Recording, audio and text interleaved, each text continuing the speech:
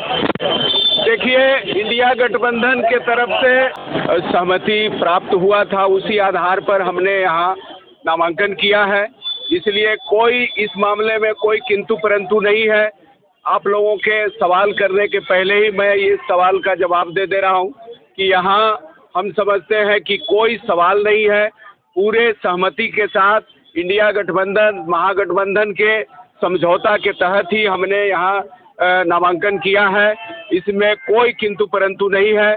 और इस बार वोट चोरी करने वाले जो भाजपा की सरकार है और पूरे बिहार की जो अराजकता पैदा कर दिया है, और जैसे ही चुनाव के ऐन वक्त पर जहां तेजस्वी जी के साथ जो अन्याय करवाया जा रहा है, पूरे सरकार प्रायोजित जो यहाँ पर दमन चक्र किए जा रहे हैं, चलाए जा रहे हैं, कभी न्याय के जरिए, कभी पुलिस के जरिए, कभी चुनाव आयोग के जरिए, ये सब जो किया जा रहा है, इस बार जनता जरूर इसका जवाब देगी और वोट चोरों को जरूर सबक सिखाएगी।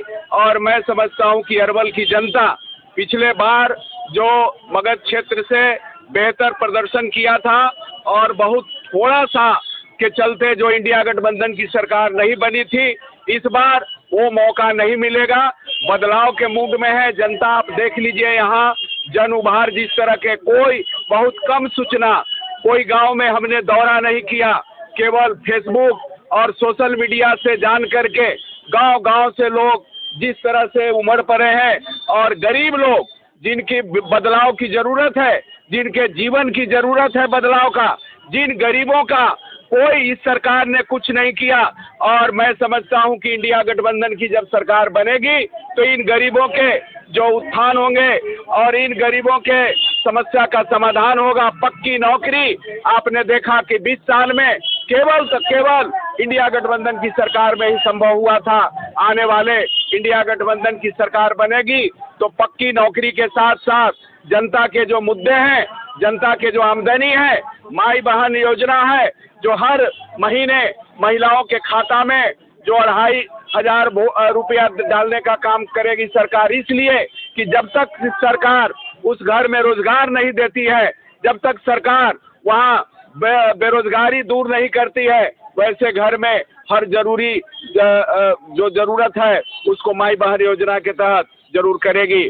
और बहुत सारे ये अरवल के जो जरूरत है उस जरूरत को लेकर के हम पूरा करने का काम करेंगे। पिछले बार जब हम चुनाव में आए थे, हमने जनता से वादा किया था कि हम 5 साल जब जीतेंगे तो आपको पटना जाने की जरूरत नहीं होगा, आपके बीच रहेंगे, आपके बगल में रहेंगे, आप जब खोजेंगे तब आपके बीच हम मौजूद रहेंगे।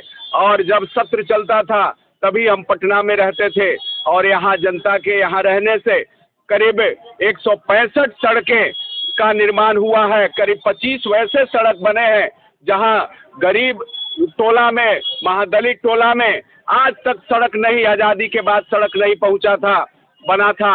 उस गांव में सड़क बनवाने का काम किया। यहाँ अस्पताल को जीर्णोद्धार करने का काम किया। अस्पताल जहां गरीबों के इलाज का एक सेंटर होता है, सरकारी अस्पताल, उस सरकारी अस्पताल में ऑक्सीजन प्लांट से लेकर जितना भी जरूरी इक्विपमेंट था वो सब लगवाने का काम किया।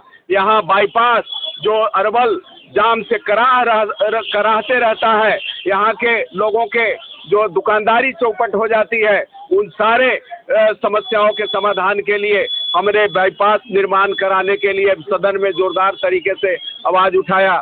सोन नहर के बचाने के लिए हमने सड़क से लेकर सदन तक आवाज उठाया है। और आने वाले समय में सोन नहर के जिस तरह से बर्बाद करने की जो तैयारी चल रही है और बर्बाद किया जा रहा है, उसको बचाने के लिए हर भरपूर कोशिश किया जाएगा। और कोशिश किया जाएगा कि अरवल जो लगातार यहाँ लोगों के जो एक्सीडेंट में मौत होती है, उसका एकमात्र कारण है कि 4 लेन नहीं बना है। 4 लेन बनवाने के लिए हम लगातार आने वाले समय में जनता के और भी शैक्षणिक सवाल से लेकर जनता के और जो मुद्दे हैं, कदवन जलाशय, रेलवे लाइन जहां बंद था, पिछले सदन में हमने सवाल उठाया तो रेलवे लाइन शुरू हुआ है, इसको और गति दिलवाने का काम किया जाएगा।